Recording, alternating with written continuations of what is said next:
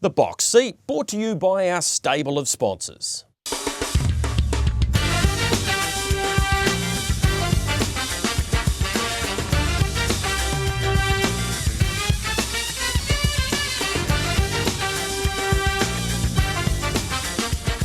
Hi everyone, welcome into your Box Seat special. Yes, it is the night of champions, the night we've all been waiting for, Friday night, the new Tab Trot, and of course the Race by Grins, the third edition of this excellent concept put together by Dave Branch and his team at the Waikato Bay of Plenty Harness Racing Club. Alongside me, Michael Guerin.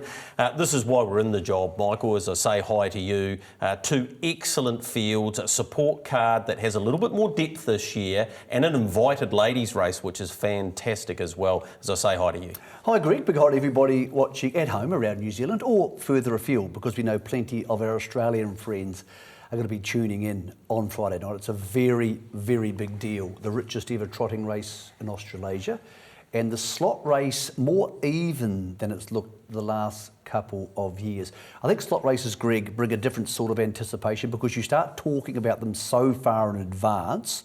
There's always a twist in the tail, and that Trans-Tasman battle adds another level. I'm really looking forward to Friday night, and before we start getting into finding you a winner, and we will find you a winner, got to say congratulations to David Branch. First of all, he put the pacing race together.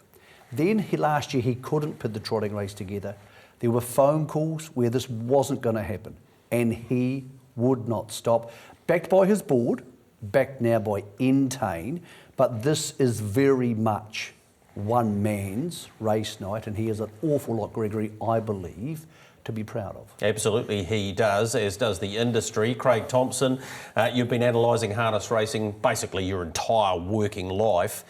You now get an opportunity with these two races, with the Australian element, to do a little bit more homework and study up those horses from across the Tasman, which I know you've been doing. Yeah, absolutely. Hi, boys. Looking forward to the night. I think the Tab Trot race, I mean, for me, it's actually the highlight of the night, because just where the Barry draws ended up, we always thought the mare was going to draw one, but to get the other Aussies drawing 2, 3 and 4, and the gate speed of Arcee Phoenix and also Callmethebreeze, this could set up a track record time. I mean, the tracks are in wonderful water at the moment. Greg, I went 2:39, a pretty slow race at Cambridge last Thursday night for the low-graded horses. So that's my highlight of the night. I know the $1 million race is most people's highlights, but I think we've got the best trotting field we could possibly get in this race. Maybe outside Bolt for brilliance. I think every other star's here. All right, what about the rundown for you on your box seat this evening? We've got plenty of information coming your way. We'll go runner by runner on the two big ones, the Tab Trot and the Race by Grins. Ryan Phelan will join us from Trot's vision, because with so many Aussies involved, we had to get their perspective.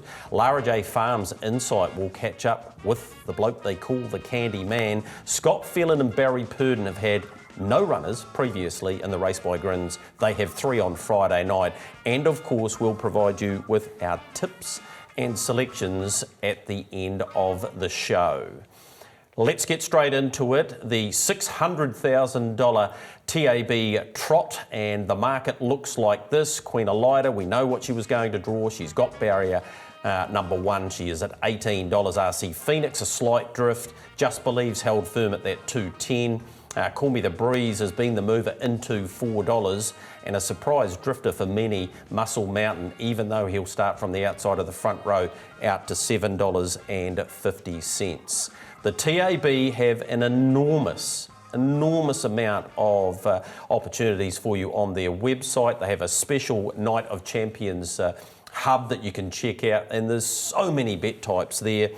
Winning race time, group betting, all those sorts of things. One of the things they do have is the early crow for both races. Let's have a look at the speed map with Craig Thompson, and then we'll talk about the market for the early crow. This is what you think might happen when they say go in the new Tab Trot. Yeah, absolutely, Greg. I mean, I spent 3.5 hours last night going through Callmethebreeze's last 5 starts, and obviously Arcee Phoenix form around his home track. And just looking at their last starts, I found Callmethebreeze slightly faster off the gate than Arcee Phoenix. Probably the horse on the inside, Queen Elida. She holds the key here because I think she wants to trail one of the other two Aussies.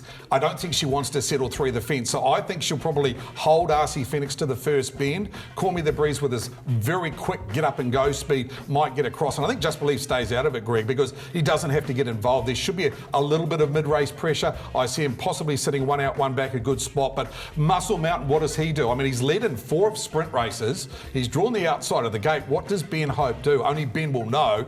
We know he can go forward, but I don't think he's quick enough to get across. All right, the early crow market is 230 favourite Callmethebreeze, Arcee Phoenix 260, Queen Elida 320, and if you like the chances of Muscle Mountain pressing forward, which would seem unlikely, is $7.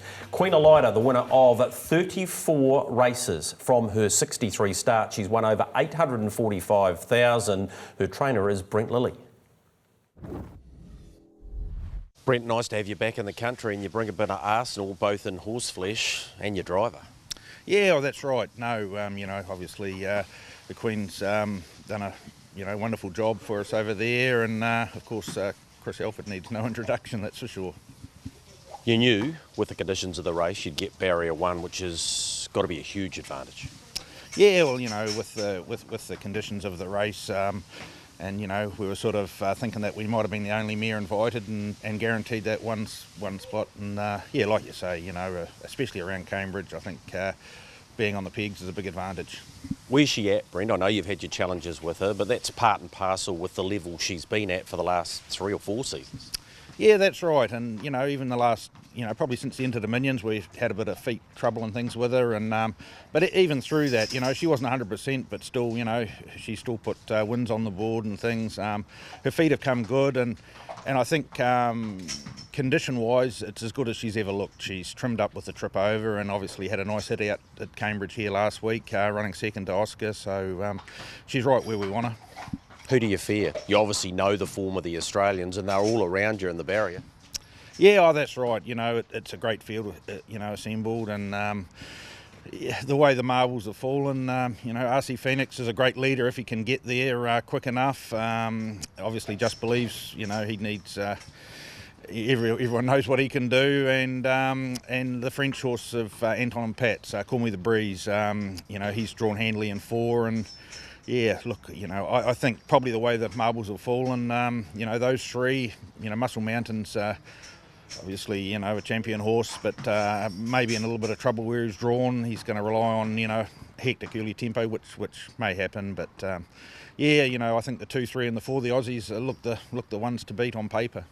Great to have Brent Lilly back in town. He's a quality horseman. He brings a really good horse, Michael. He does. He brings a good horse, Greg, who I think is not going as well as she was 6 months ago. And there's 2 reasons for that. She is getting older. She's had plenty of racing. But the level in the open class trotting races has got a lot tougher. Arcee Phoenix has arrived. Obviously, there's 2 Kiwis here, and there's the French horse, Callmethebreeze. They're all, I think, at least as good, if not better than her. So she's gone from being the 2nd to maybe the 5th or 6th, and the market reflects that. I think she'll hold up. I think she'll be behind a horse that Chris Elford wants to be behind, possibly Arcee Phoenix, maybe Callmethebreeze. We'll get to him in a sec. Potentially Just Believe. But even then, on what she saw here last week, Craig, I can't see her running past them, and I don't think she's an ideal passing lane horse. I would love to see her win for my good friend Tony Barron. I think a top 3 finish would be a good result for them. I think she's a great top 4 chance, Michael, for the reasons that you talk about, because I think she, at worst, ends up trail 3 fence. That's going to put her in the great spot if they're going 239, 240 speed for the trotters. I thought a run the other day. I talked to the puppet after the race, and he said she got very keen in the running and probably didn't come back to him like he wanted to, and they still run home in 56 seconds off the front. I think she's a very good first 4 chance. I agree with it. She's kind of got a speed mare now who's racing a little bit dour, and maybe the 2200 will suit her better than the mile did on Thursday night, Greg. Arcee Phoenix is runner number 2, winner of 11 of 33, trained and driven by Chris Finocio. Welcome to New Zealand. Great to have you here. Thanks for having me, Greg. You bring this very good horse with you. We've just watched him work. He's been in work a long time, but he doesn't look like he's shirking the business. Yeah, no, he's travelled over terrific. He came over a bit earlier than me and staying with Dylan Ferguson at Graham Rogerson's, and you know, when I got here I was just rapt at how good he looked and how well he'd settled in. there, and he just had his first look around Cambridge and trotted beautiful, so everything seems to be going really good. Yeah, the 1.5 miles, your final hit out before the big one on Friday night, you had that plan because it's worked for you before? Yeah, similar. I took him to Queensland last year for the Great Square, and he just had one look at Albion Park on that occasion and did the similar sort of work, and he got beat that night at Albion Park, but I was wrapped with his run. He went fantastic from a sort of bit of a tough draw, so hopefully I've got a slightly better draw this week. Chris, who do you fear? Well, basically all of them. It's a great field. There's obviously between Just Believe, Callmethebreeze, Queen Elida, they've been winning all the big races in Australia for a fair while, and obviously the Kiwis, Oscar Bonavena and Muscle Mountain, I sort of fear them all. You're excited though. This is a great concept, isn't it? The richest race ever for the trotters. It's something that's not only exciting the connections, but the entire code really. Yeah, definitely. Like Cambridge and everyone here in New Zealand's done a great job to get this concept up and going, and I think like it really makes the night. It adds to the Pacers race, the race by Grins, so it'll be fantastic to have so many great horses going round all together. Can you win it? He can win it. He certainly can, and he can on this performance. Let's go back and see him beating Just Believe, Michael. This was him at his raw best. This is in the Uncle Patrika. He led here and he was too quick. Well, leading's the key. If he can lead at Cambridge with an inferior horse at this stage on his back, then yes, he can win because he'll be covering less ground than the other horses. As we can see, Just Believe couldn't catch him there. In saying that, there'll be more pressure in this race if he leads. And there's a chance he can gallop. Here's a horse who can get distracted, who galloped at Menangle last time. He's going to come into that bend, he's going to look up and see 4,000 or 5,000 people, a lot of noise, a lot of lights. It's not going to be an easy thing for him to do. If he leads, yes, he can win. If he gallops, clearly the speed map of the race changes. But for him, even if he does lead, outside him at the bell is going to be Callmethebreeze or Just Believe or Muscle Mountain. 3 potentially superior horses who, if they don't beat him, Craig Thompson, could set it up for another horse to bring him home. He is a horse I think can win this race next year. I think he's going to need a lot to go right to win it this Friday. I think if he finds the front, if he can get across Queen Elida before Callmethebreeze or the favourite, I think he can win the race. Just what I've watched in the last 2 months. I mean, any trot that runs home at 55.9 like he did in that race there on a 153 mile rate, he's a serious horse, and he's the young gun coming up here, Greg, because there's 2 5-year-olds coming forward out of this race, Mystic Max and him. So they're the young kids on the block going forward. I think he's proven that he's beaten the best in Australasia, and it's all about the start with him. He's got good gate speed. As I said, if he gets in front of the other 2, the race complexion completely changes. The bookmakers put up 550 on the basis that they thought he could lead because his early quote, Greg, was 750. The draws helped him. Can it help him enough to get to the front? We'll find out Friday. He'll be a lot closer, Greg O'Connor, to $8 than he will to 550 at race start time. He's the horse they won't back. The one they have been backing and have been for a wee while, Just Believe. Let's talk about him, $1.2 million earner, 210, actually boosted with the TAB 240. We're going to hear from Greg Sugars a little bit later on, find out a bit more about him and about his 2 charges here, but where does he sit in your mind? He's the most proven horse at doing this type of thing in the race. He's the safest bet in the race. If somebody said, pick one horse, dividends irrelevant, he's the horse you pick because he has more chance of winning this. I put it somewhere between 35 and 45%. If they ran the race 100 times, he would win it about that many times. That gives you odds of around 220, 230. So you're not getting much of a spoil. The problem for him is this. When he and Queen Elida dominated open class racing last year, it wasn't very good. And now new horses have turned up, 2 very good Kiwis. Arcee Phoenix and Callmethebreeze, and he has shown now that while he can sit parked outside those other horses, Mufasa Metros and beat them, he can't sit parked outside these horses and beat them, and you're adding 2 more very, very good Kiwis. Yes, he can win. Undoubtedly he can win. But there could be a little issue for him at the start. If Arcee Phoenix gets in front of him, he's sitting parked, potentially, outside a horse who's beaten him, with a horse who's beaten him coming off his back and Callmethebreeze and the Great Southern Star sitting directly behind him. That gives him multiple problems and a question mark on the head of Greg Sugars. What happens when Muscle Mountain comes round and wants to get the death? Do you punch up inside him? Because Muscle Mountain's pretty darn fast. This is a very, very tricky race for Just Believe if Craig Thompson, Arcee Phoenix leads. It does, but I just think he stays out of it early. I really do. I think he just lets it unfold, because if Arcee Phoenix gets in front, Callmethebreeze outside leader, puts him in the 1-1. I'll talk to you about that in a second. We'll see what happens. It's as I said, I think he's the best horse in Australasia at the moment going around, Just Believe, because he's got the best credentials. Any horse that's won 10 from its last 12 and multiple Group 1 winner, and even though he got beaten in that Uncle Patrica race, I thought he lost no admirers, Greg. I mean, he's run very similar sectionals to the winner. You can get boosted. We can get 240. You get 240. And Okay, he was $1.75 last week.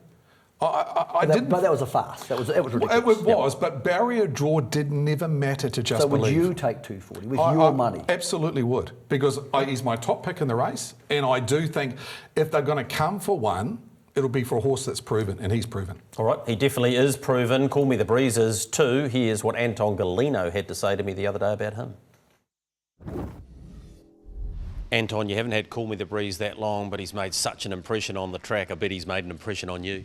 Yeah, no, he's been a great horse for us. You know, it's a massive thrill to have a horse like him in the stable.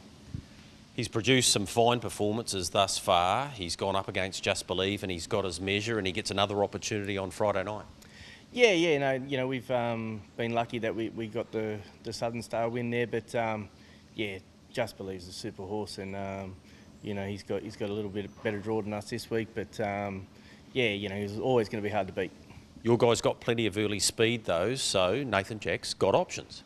Yeah, he's got options there, I think, you know, and I'll leave that up to him as far as whether he goes forward or back. You know, it's that's not my job. I guess that's why we got him on. So yeah, but he has got good gate speed. Your job is to get him here in the right order and at peak fitness. Are you happy with the way he's travelled? Yeah, no, we couldn't be happier, to be honest, Greg. He's done it all before. You know, obviously travelled over from Europe, and when he was in Europe, he'd done a heap of travelling. You know, he's raced in Sweden, France, Italy. So it's not new to him, and yeah, like I'm actually pleasantly surprised how well he does travel. Like, just everything's so easy for him. We've got our best four. You've got your best four. It's the ultimate field, just about, isn't it? Oh, it's a great field. It's you know, sitting down there last night looking at all the different scenarios, and yeah, any one of them horses can win the race. You know, it's a cracking field. Can you win it? I think we can. You know, we'll need luck. We always need racing luck, you know, but I think we've got the right horse. You know, obviously we'll need no bad luck, but we're in with a chance, yeah. He's a $1.6 million earner. He's in with a massive chance.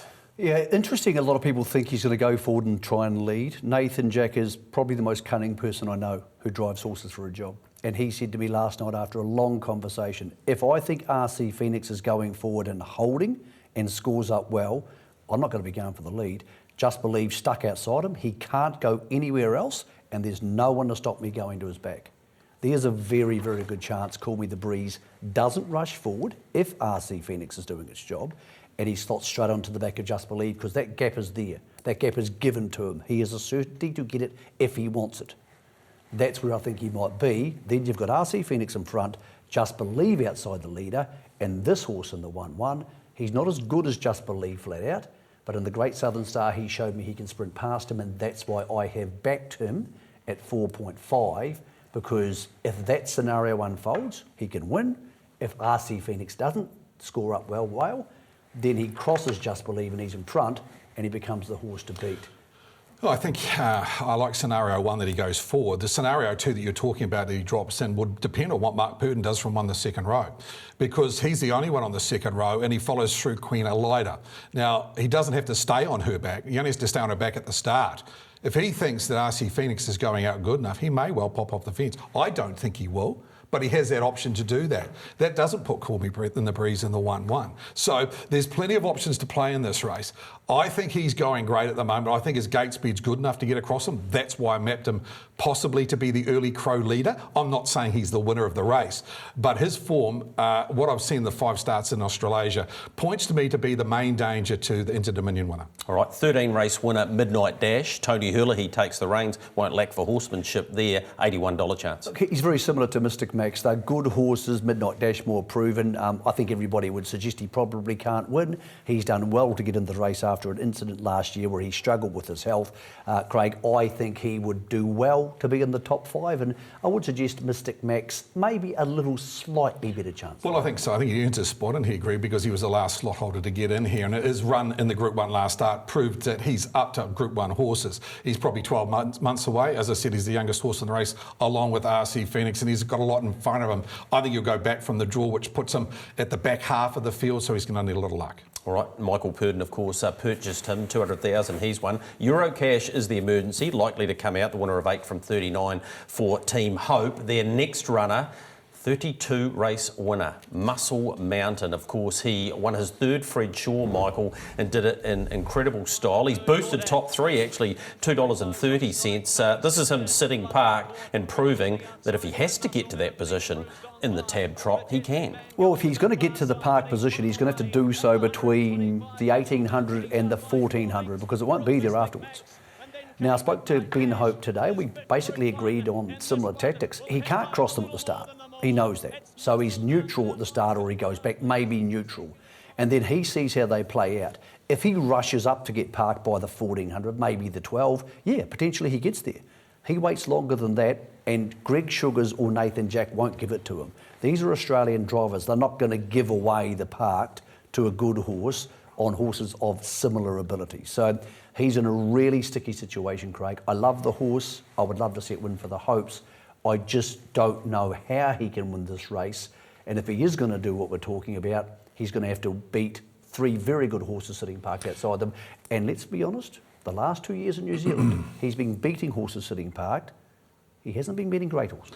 No, he hasn't. You can only beat what's in front of you, and he did that in the Fred Shaw last start, albeit his stablemate and a couple of others. I think Ben will get round at some stage. What I like probably in the Fred Shaw is he got outside the leader and he relaxed beautifully, and that's not what the Muscle Mountain we've seen of old. If he's going to win this race, he's going to have to do that. I agree with Michael. I think he'll go back from the draw. He'll be neutral off the gate, and he'll work into the race. But you asked me on Monday about the barrier draw, the winners and losers of the draw, and we said Muscle Mountain was one of the losers. The only way he can get into this race if they go to war early, and then he gets into the race late. We'll see what happens on Friday. He's a very fast horse. A 26-second quarter is not beyond him. And I spoke to Greg Hope today about how both he and Midnight Dash had travelled up, flown up here, licked the bowl last night, jogged well this morning. Everything's spot on there. Oscar Bonavena is back in winning form, and I spoke to Mark Purdon about his chances. His win last week was as much about confidence for the horse as it probably was you as well. Yes, a little bit, Greg. Like, he came up from that disappointing run down in Christchurch, but I think we got over on top of his issues there, and we saw the real Oscar back again on last week. Picked up a really fine mare in Queen Elida in 155, so it was almost the perfect trial, and he looked big and bold and back to his best. Yes, I was wrapped with him. I thought going into it he wasn't 100%, and I just thought a run would top him off, and I think it has, the way he's trained on this Monday. Only horse on the second row. It gives you options whether you stay the markers or get into the running line, but one thing we do know with Oscar, he has blinding speed if held up for one run. Yeah, absolutely, Greg. Yeah, we'll just have to see what happens early. I think the mare gets out reasonably well, and you know, maybe there might be one crosser, but I don't think she'd be any further back than the trail. Given what he's done in the last 6 months, would it not be a surprise if he was able to win it? It wouldn't surprise me, no, not at all. If he just got the right run at the right time, it wouldn't surprise me at all. One of the boosted odds, if you think Callmethebreeze and Oscar can finish in the top 4, $3. Let's have a look at his Flying Mile win last week, Michael. Good for the horse, good for Mark, confidence back, beats Queen Elida here. And they weren't mucking around. It was 155-1. Look, it showed he's back to his best after being tied up the start before, but it was irrelevant to me. There's 4 better horses than Queen Elida to run past this week. So yes, he can win. He is an outstanding sprinter. I think he'll stay 3 fence. I don't think Mark wants to pull off the markers, even though, as Craig mentioned, he would potentially have the option to get here, but I don't like Oscar pushing and shoving. He's not big enough for that. I think if they go really hard, something sensational could happen, like Speeding Spirit and the Great Southern Star all those years ago, and he could get them. But he's going to need a lot of gaps, Craig, and good horses don't tend to leave you too many gaps because they don't tend to stop. I love his draw. I really do. I talked to Mark afterward that race last week, and I really felt in Mark's heart he thought this horse is probably 75-80% with a run under his belt. It wasn't so much the 155, Greg, it was the 55.9 last 800. They don't go much quicker. That's comparable speed to Arcee Phoenix and Callmethebreeze in the last couple of starts in Australia. And that's around Cambridge, not a big track. I mean, I think he's going to posse up through the fence, and I think the gaps will open at some stage, because if they're going that quick and we think there's that much pressure, then there should be gaps into the straight. And we've seen a lot of races at Cambridge Raceway where the trailer dives to the inside, the one on its back pokes through the middle, and if they go quick enough, the gap's there. I think he's a great top 3, top 4 option. I'm not saying he can win the race, but I think he's the best value in the race. $2.10, Just Believe, $4 for Callmethebreeze, $6 Arcee Phoenix and Oscar Bonavena, Muscle Mountain, $7.50 for Muscle Mountain, $9 for Oscar Bonavena. Let's hear though from Ryan Phelan, who's joining the coverage with us from Trot's Vision. Ryan, thanks so much for your time. This has got a bit of a mini Inter-Dominion feel to it. Oh, it really does, Greg. Good to be with you on your program, and how exciting it is to be heading to Cambridge as a guest of the club for this wonderful race. Well, these 2 wonderful slot races now, and yes, we've had Aussie interest in years gone by, but this year it just really goes up a notch with obviously 2 strong chances in the race by Grins, but more importantly, the Tab Trot. We have a stranglehold, particularly after that barrier draw on Monday on the race. Yeah, no such thing as a visitor's barrier draw there. Michael Guerin's with me. You've been an associate of Ryan's for a long time. He's a pretty good judge, and he's bringing some decent arsenal, isn't he? Well, with Trot's Vision now doing so much of the Victorian racing, Ryan's the best person to ask. Ryan, gate speed, 1, 2, 3, 4. All Victorians, all horses you see a lot. You've spent a lot of time with Harry. Can he potentially hold up, or does Arcee Phoenix and Callmethebreeze have too much early toe for him, in your opinion? Well, it's interesting, Michael, because the recent commentary since the barrier draw has been that the popular view could be that Arcee Phoenix finds the lead. Well, you dig a little bit more forensically when this horse is drawn barrier 2.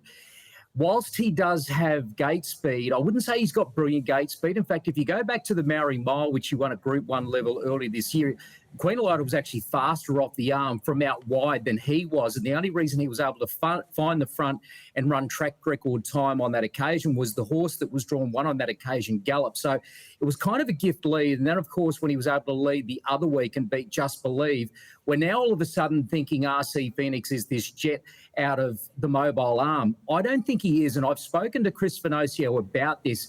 He's often said that when he's travelled up to the arm, he feels on the odd occasion that he could lose him. I would be very surprised if he absolutely threw a cat amongst the pigeons trying to find the front on number 2, Arcee Phoenix. So yes, 1, 2, 3 and 4 have early gate speed. But if you were to be handlebars down, I think the horse you want to be handlebars down on at the start would be Callmethebreeze. On my speed map, I have Queen Elida punching up enough inside of Arcee Phoenix and Callmethebreeze from 4 able to get across to the lead. That's the speed map, but whether that's the way they finish, I'm not sure. Ryan, let's move on to the race by Grins, where you have a 2-pronged attack. And, well, speak the truth, we're expecting a fair amount of early speed from him. Better Eclipse, we're not so.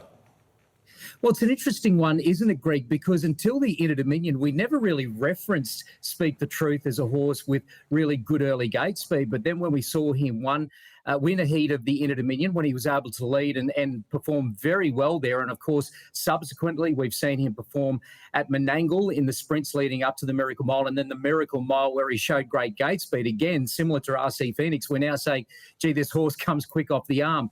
But yes, I think he's actually grown a lot, this pacer, in the past 12 months. When you consider he was the Queensland slot holder, Speak the Truth, in the Eureka, and I guess performed okay on that occasion. Well, since then, he's just gone ahead in leaps and bounds. And I think he comes into this race with a legitimate chance. I looked at the speed map, and I'm interested to hear your commentary that you've all provided during the week on the likes of Don't Stop Dreaming and also Merlin. If he can find the front, speak the truth, he's a real live chance in this race. 2,200 is his sweet spot. And don't forget, Better Eclipse ran a great race in this last year when he was able to finish fourth from a very similar barrier draw where he went forward, then had to be dragged back, and then he came again at the end. So, look, we've got 2 live chances despite the bad draw. But of the 2, the fact that the more gate speed will be shown from Speak the Truth, he looks to be the better fancy in the race by Grins. Ryan, you've spent a lot of time in the last 6 months knocking around Victoria Cups into Dominions, Hunter Cups, and of course the Miracle Mile. What's your selection for both races if you were having a bet? And how would you see them both unfolding? Not in the first 200 metres, at the end of the 2,200 metres. Michael, look, I agonised over this because we are talking about let's start with the Tab Trot, one of the greatest trotting races I think we've seen in the last few decades. The fact that a lot of these horses are at the peak of their powers at the moment, and then you've got horses like Arcee Phoenix, Muscle Mountain, who you feel that the best is still ahead of them, and they've got even more potential in their arsenal. It just speaks to the quality of this race. Look, I'm going with Just Believe. He's a horse that's only missed a place once in 31 starts. When he missed that place, that was in the elite lot. We're talking about world-class company. And since he's come back from Sweden, he's won 10 from 12. His seconds to Arcee Phoenix and also Callmethebreeze were pretty much as good as wins. So I've got to go with the class of Just Believe over Callmethebreeze. I think Oscar Bonavena could be the knockout horse, and that's one that I think the Kiwis will be happy to hear about. But goodness me, he was terrific last week. And in the race by Grins, how could you not be impressed by Merlin's last 2 runs? I think his last start performance here in Australia before he went back to New Zealand, Menangle, over the 2,300 was one of the best I've ever seen at that track. Then he comes out last week and death seats and runs 152.1. Goodness me, he's low flying at the moment. You've got to respect, obviously, Purdon and Don't Stop Dreaming. And if Speak the Truth can find the lead, he's going to be right there at the end. But goodness me, I just think the locals may have a little bit more class than us in the race by Grins. But gentlemen, it is going to be great to be trackside with you because this is going to be one heck of a race meeting. We're looking forward to it here in Australia. I know that it's been building to this type of crescendo, this Night of Champions race meeting. And by gee, we've got one for the ages this Friday night. Absolutely. We have, Ryan, looking forward to having you part of the coverage on Friday. Craig Thompson, we need your top 3 in the Tab Trot. I'm going Just Believe. I think he's got the best resume of the horses that have raced at the moment. I think he's at the top of his game still. I think he's got a great barrier draw, he's got a great driver and a very good trainer. So he ticks all the boxes for me. I think Callmethebreeze, if he gets across at the start and can find the front, absolutely can win the race. My problem with him is if he gets a little bit up on the nickel. Oscar Bonavena, I think's probably, I hate to say this with Muscle Mountain the race, Greg, but I think he's the best of the Kiwis' chances here, purely because where he's going to be. I think he's a knockout blow at $10, and you've got to find something outside the square. Yeah, I want to go Callmethebreeze only because I think it's better value. The best winning chance is Just Believe, but I love the $4, $4.50 you can shop around for Callmethebreeze. Just Believe always picks himself. And if he happened to roll to the front, then yes, this race may well be over. And Greg, Muscle Mountain is good enough to capitalise if things go wrong early for the others. He and Oscar Bonavena sit alongside each other for me.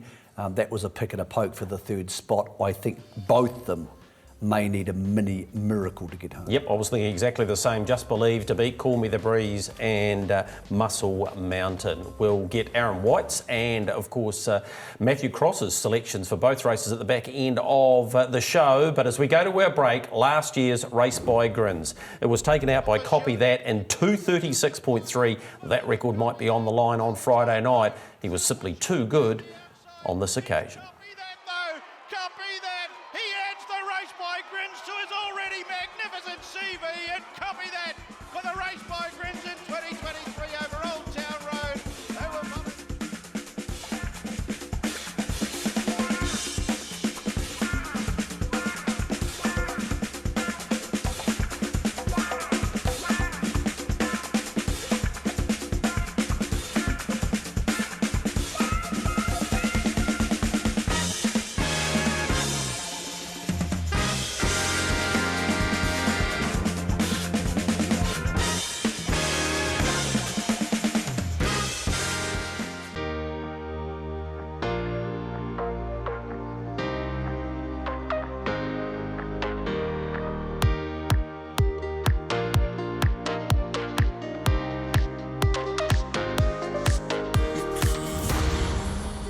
Greg, familiar territory considering you were here last year with Better Eclipse. Nice to be back, I'm sure.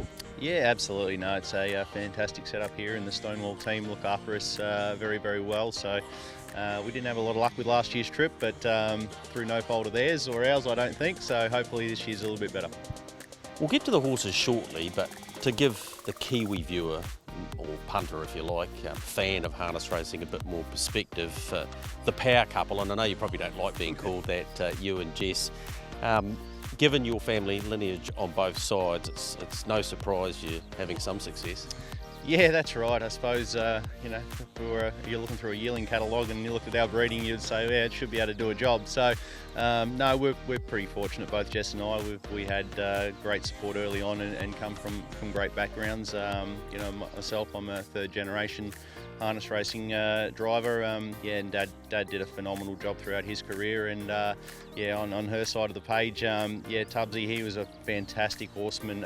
You know, sort of a smaller boutique stable, but you know, every time he lined one up, they were a serious horse and always in with a chance. So we had a good grounding.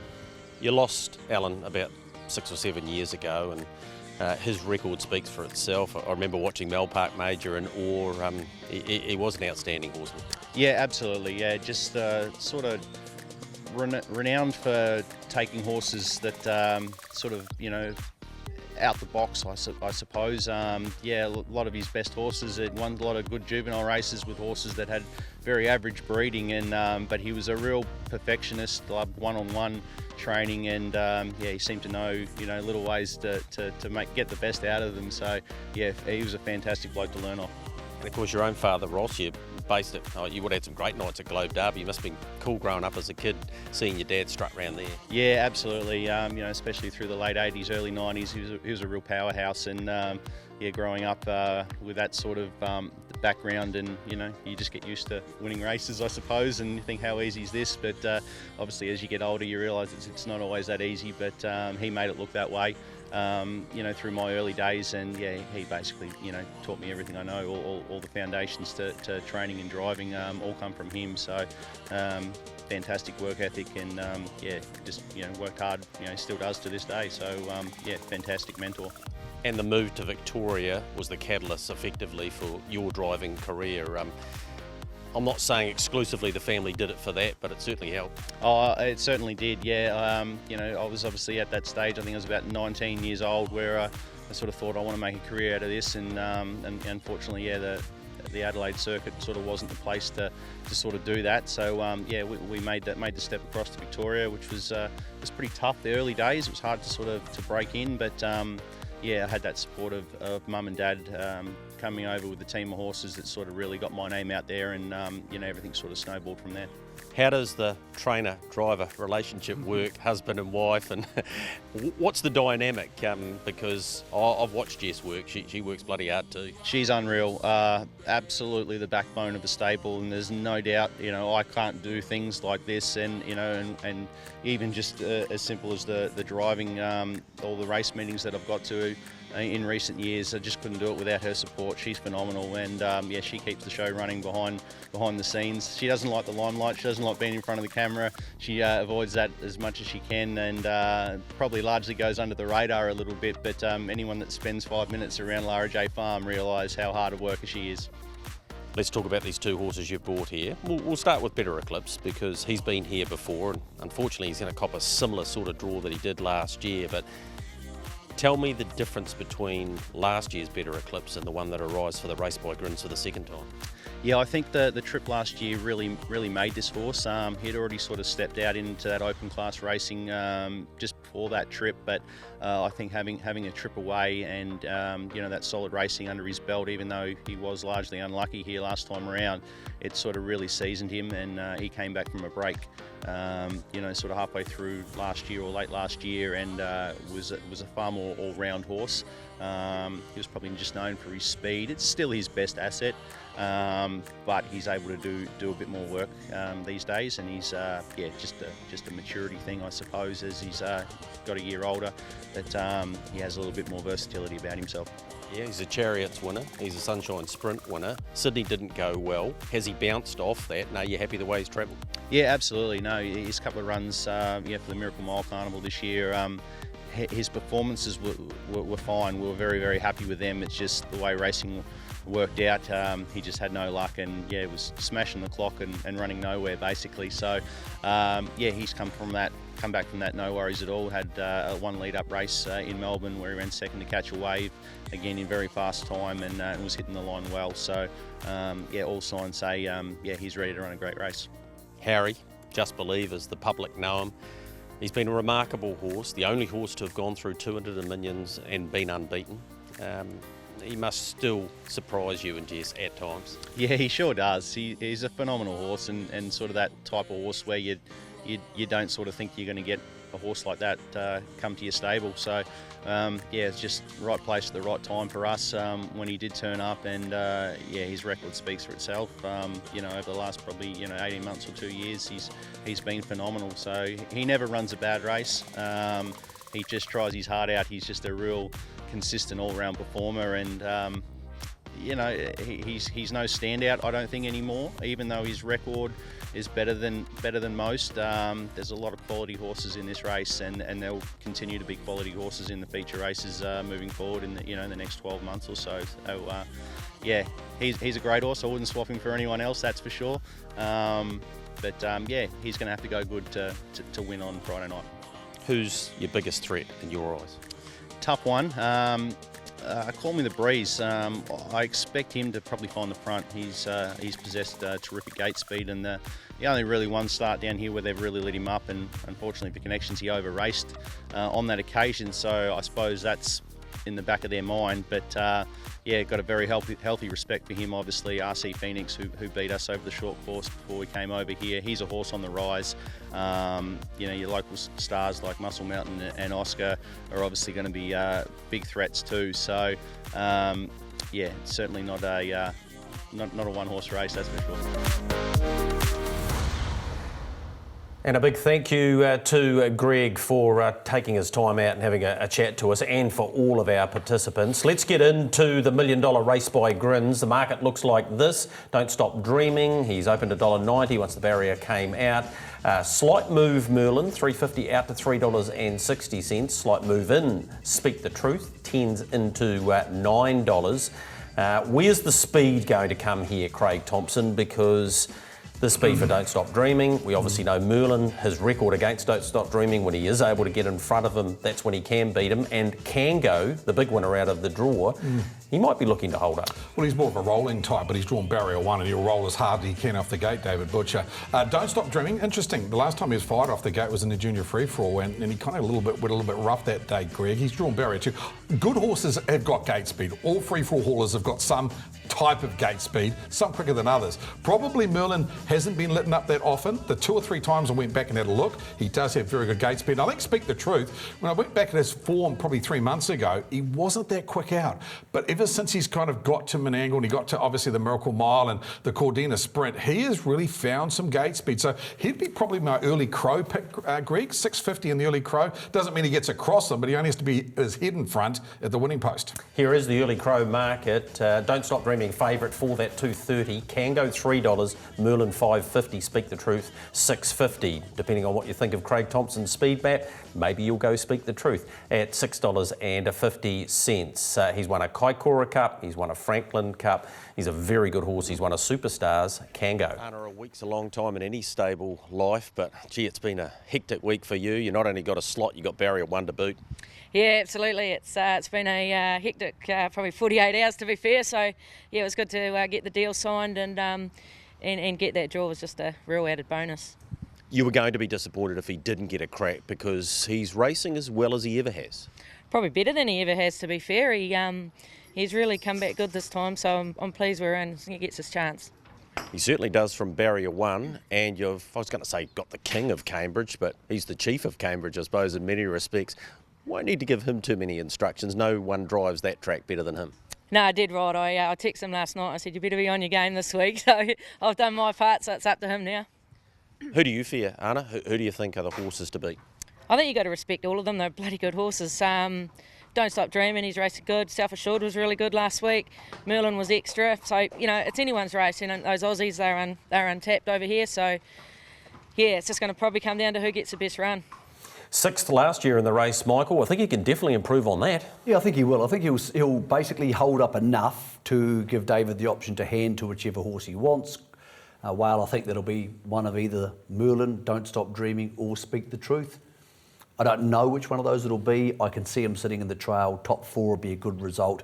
I don't think he's good enough to win, but I think he's good enough to pay the top 4 believers at around 2.5. Oh, I'm really glad he got into the race, Greg, because he deserved to get into the race. He'd been racing really well. He drew 8 last year. He's drawn 1 this year. It's a huge difference in draw. And he's got gate speed. He led 3 starts ago from 1700. So I think he's an outside first 4 chance. I tend to agree with Michael. I think he'll get off. You never know with David Butcher, though. He can make his mind up and say, I'm going to try and hold up, and I may well do that. So he'll drive his own race, but if I was thinking what he'll do, I think he'll take a trail, and from there he'll follow the best horse. Don't Stop Dreaming is a very good horse. He boomed home last week. Here's what Mark Purdon had to say about him. Mark, it appears to be a case of he went to Australia a boy and he's come back a man. Yeah, I think so, Greg. Yeah, he's really lifted since he's come back, and you can just tell his demeanour and everything's changed about him. His performance in the Flying Mile last week, exactly what you were looking for. He really found the line. Yes, yeah, it wasn't until I really watched the replay and realised just how good he's gone, but it was a really eye-catching run. What was the feedback from Natalie? What did you have to say to you post-race? Because the smile just about told the story. Yes, no, she was wrapped with him, you know, coming into this week. She thought it was an ideal run, and the way he finished it off, that, you know, he was a serious contender for this week. If you could have picked a barrier draw for him, you probably would have gone with where he is. Yeah, I think I would have, Greg, yes. Well, that's exactly where he needs to be, Michael. He's got plenty of options. The initial thoughts were people thought he'd just lead, but I don't think that's just the case. No, absolutely not. On every metric in this race, he's the horse to beat except gate speed. He may have it, but he doesn't have it naturally. Craig, I think Merlin has a chance to get across him. I think Speak the Truth more than likely will get across him. And I think Old Town Road's even a chance to get across him. And I think Natalie won't mind that. If you go back over Natalie Rasmussen's career, she has been passive at the start of a lot more races than she's been aggressive at the start of. I think even sitting in the running line, he's the horse to beat. Yep. If he falls onto the pace and is the leader, I think he's an absolute moral.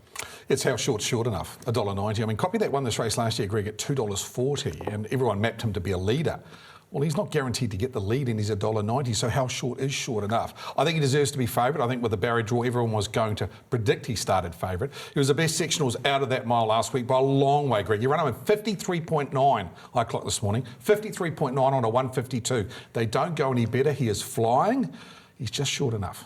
Old Town Road, he's won close to $400,000. He's to be driven by Joshua Dickey. Josh, you've had a bit of time to dissect the barrier draw. Come up with any solution? Not yet. No, it's very tricky. It's like a nasty jigsaw puzzle at the moment. But yeah, it probably just builds the excitement, I suppose, of the whole event. I think there's plenty of scenarios, but what takes place will be another story. Where you've drawn, you should be able to get into the running line, and we know his lethal sprint is his greatest asset. Yeah, that's dead right, Greg, and I'd really like to use that as much as I can, you know, without spending too much petrol early. But yeah, he's just so potent with that speed, and you know, like a few others in the race too, they're very quick horses, but you know, that's his biggest attribute. But you know, it's just, as I say, it's going to be hard to sort of map what happens early and where I go. But yeah, I just think maybe in the first furlong, if I can just get on the right helmet, there's plenty of good helmets to follow there, Greg. Yeah, I think it'll be good. What sort of confidence has Dad given you that you've got him at his peak? Because he's had his challenges. Look, he's had plenty of challenges, as you just say, but yeah, Dad's pretty happy. You know, when he won at Auckland 3 starts ago, you know, when you watch the film, he probably didn't look that impressive that night, but you know, he'd had a troubled week the week before that, and he'd missed crucial work. And you know, as I said last night, that after that we decided that we'd probably best just driving him cold as we can leading into this race. I feel with, you know, Dad's confidence in the horse, he's back to where he wants him, and probably the first big race he's running into with, you know, no real hiccups, you know, touch wood, that he's had. So look, Dad's happy. If he's happy, I'm really happy. He's a very good horse, Michael, and he was good in it last year, of course. It's not impossible that he blasts across to the lead. It is possible that he could do so. I think if he did so and handed up, he's a winning chance. Craig, he's had too many issues in the last 12 months to have an accurate guide on exactly where he is at, but we know he is good enough. So he has ways to win the race, but I think he's about the right price. Yeah, I think he's probably still working into that form that he showed Ashburton Flying Stakes Day, because that was his career highlight for me, the way he flashed home in that behind Betty Joe. Since then, of course, he was placed in a free-for-all at Addington. I think he's peaking. I think John's tried to peak him for this crescendo, and he's got him pretty much right. The barrier draw suits him, because I think the best version of him is you don't work with them early and you still have one run at them. Last year, he went round second favourite, Greg. This year, he's $11. We hear from Scott Phelan now about Mark Shard. Of course, they have 3 runners, he and Barry Purdon. For the first time, they have a runner in the race by Grins. First runners for the stable in the race by Grins. You'd be pretty proud of having 3 in it. Yeah, no, it's pretty exciting times for the whole stable. So, yeah, wrapped to be there, and it should be a good night. Mark Shard, the rejuvenation, unbelievable. 2017, he won the Young Guns final. Yeah, no, he is rejuvenated. A bit like my driving at the moment. You know, I took a bit off. So, look, he's in a good place and he's happy. Look, I was happy enough with the run the other night. Did a little bit of work early, but he probably can't do that against the better ones, you know, to be a winning chance at the end. So, you know, from the draw, you just have to play it by ear, really, and hopefully we just get a few breaks. Yeah, been a big surprise, hasn't it, Michael, the way he's come back here? Been super. Look, he's a horse they'll duck for cover. They'll try and top 4, top 5 him. It's wonderful that he's been so well looked after in his life, Greg, that at the age of 9 he is still this competitive. Yeah, absolutely it is. Merlin will be very competitive. He's won 17 races. Here's what Scott Phelan had to say about him. Well, he was outstanding in the Flying Mile. Yeah, he was, you know, first run over a month, so he sort of used it as a bit of a trial, and you know, it was a great run, so he's improved from it, and like he's feeling, you know, big and bold, so I couldn't be happier with going this week. I know you don't read too much into barrier draws, but a mid-range front row's not the worst. No, exactly. It's better than the 7 and 8, you know. So, you know, he's got a few options from there, Zach, and you know, it'll be up to him. Resumes the battle with Don't Stop Dreaming. He's just got the advantage at the moment, but gee, it's been fantastic to watch. What's it been like to be part of it? Yeah, it's good. You know, it's you know, he's a very, very good horse. Don't Stop Dreaming, no doubt. So. Like every time they go out, you know they're going to be not far away from each other. So hopefully it continues. Yeah, the last 4 times they've clashed, he's had the advantage. Merlin, here he was in the Flying Mile, Michael, and he had to sit parked and sit outside Sooner the Better, who was second in the Miracle Mile, as we know, and he was very good. 2 things you need to watch here, because the rest of it probably doesn't mean that much. He was excellent, sitting parked and winning, and the horse flashing down the outside as Don't Stop Dreaming. Take the rest out of it, because they were driven for luck, and when you're driven for luck, you look unlucky even if you're not. Craig, I thought that was a stunning one. I think he's turned into a big, strong bull of a horse. Zach Butcher, in my mind, has one job at the start, and that's to get in front of Don't Stop Dreaming, because if he doesn't get in front of Don't Stop Dreaming, and all the times I've raced, whoever's in front of the other tends to win. Now, it doesn't always work that way, because Don't Stop Dreaming has come from behind Merlin to beat him. But if he doesn't get in front of him here, I don't think he'll come from behind to beat him, even though he's my clear second pick in the race. It's funny, because when I look back at his form, going back to November, guys, I thought, gee, he was going great then. I think he's a better horse now than he was come Cup week 6 months ago. He couldn't do what he did in Australia and bully rock and roll. I mean, it just doesn't happen. Then he's gone on to sit outside Sooner the Better. He came from near last to run down his stablemate in the Harness Millions on this track. His record's 4 from 5 here. I think he's going great at the moment. I think he's not just a one-trick pony either. I think Zach's got options with him. I do think he probably could get across if they really wanted to. I'm not sure if that will happen. But at $3.50 and boosted to $4, I think he's getting really backable here, Greg. Let's move to Republican Party, who's on the ballot. He's won 14 races. On to Speak the Truth. The Queenslander, he's been outstanding. Here he is in the Cordina Sprint. This was him at his absolute best. And what we saw here, Michael, was his toughness. He went 148.8. He's won 600,000. He's going to be in this with Adam Sanderson. Big, strong, rolling brute of a horse. Like many of the horses went to the Sydney Carnival, it's improved him, because they're so used to getting into early oxygen debt. This isn't quite so tough for them. If he crosses them, and I put it at about 25-30%, If he crosses them, Craig, they'll be in a world of pain trying to catch him. If he doesn't cross them, I don't think he can win. I tend to agree with you. I think his Miracle Mile form stacks up, and in that form, he go very close to winning that race. He's a horse that, for me, probably 4 months ago, didn't have the gate speed that he had now, Greg. He was getting beaten off the gate by OK Boomer and a couple of them. He's really got that gate speed now, and they're not coming to New Zealand to get a front row draw and go back. It just doesn't make any sense. He's here for the Taylor Mile, he's here for the Messenger, but there's no guarantee he'll get a good draw on them either. He's got to go forward. He's your speed influence in the race. If he gets the front, he's the best value. We've heard from Greg Sugars, boosted, top three, $5 if you want to take him, $1.1 million earner in Better Eclipse. Michael, on him, and then on South Coast Arden? Better Eclipse needs tempo. He'll go back at the start, be very neutral. If they go hard, he can come into the race late, finished 4th in it last year. Very good horse, but facing a massive task, and I'm not sure he's going quite as good as last year. South Coast Arden, one on the second line, is a total buzz killer for him. Just dreadful. He needs to be out and running. He's not a swooper. I think it's ended his chances. Just on Better Eclipse, there's a best roughie market, which is a group market, and I think he's the best roughie in the race if you're playing into that market. The reason I say that is, last year he drew the same draw, he drew barrier 7, he went back and he got into the race late, and a race that there was no tempo in. Copy that got away with it. There could be tempo in this race, and I do think he's going okay, Greg. I think he's going really well, and he just needs a helmet to follow. He's probably $21 and doesn't deserve to be so rough. All right, here's Mark Purdon on Self Assured, a former winner. Well, he appeared to have a lot left at the end of the mile last week. Yes, well, he's not a horse I've driven a lot like that, but, just saved up and having one run at them, he was full of running when they went across the line. Well, if you got the barrier draw for Don't Stop Dreaming, I think almost ideally for Self Assured, it's perfect too. Yes, that's right. 2 gives you options, and to the second row I'll be following Don't Stop Dreaming, so either way, if I end up following him, I'm sure Nat will have him in the right place at the right time and give him his opportunity. He creates a bit of history on Friday night, the only horse to have gone round in all 3 Race by Grins. He's a winner of the race too. That's got to make you and the entire team pretty proud. Yeah, absolutely, Greg. And although, I've said many times that he's probably just not the horse he was, and his form line's still great. Given his past performances, you'd have to say if he did get a nice run, he'd be right there. Mark's very confident that he's in the right sort of form. Sooner the Better is co-trained by Scott Phelan. Well, he kept getting barrier 1, but now he's just got another one beside it. Yeah, look, he drew a bad one, so but look, he puts in 100% all the time, so he won't have an off day. If a couple of the better ones do, he'll be right there to capitalise. He led up in the Flying Mile. Are you guys convinced now that he's a better stalker?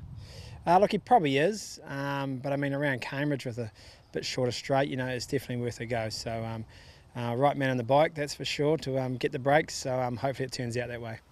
Yeah, we hope it does turn out that way for both of those 2 great horses. Craig, I need your selections. I'm going Merlin. Merlin on top. Don't Stop Dreaming, the obvious. He's $1.90. And Speak the Truth, I thought it's the best value in the race based on him getting across at the start. But boosted $4, Merlin, I think it's a nice price. Michael Guerin. I think Don't Stop Dreaming has more ways to win. If he leads, he's a certainty. And if he sits 1-1, he can come over the top of them. I'm not sure Merlin's quite as proficient at sitting 1-1s and coming over the top. Same horse for third. I think most people have the same top 3, more or less, Greg, because of the draws. Yeah, and I think if you have a look at mine, I've got exactly that, Michael. That's what I think will unfold. I think there's 3 winning chances, and you can see them on the screen.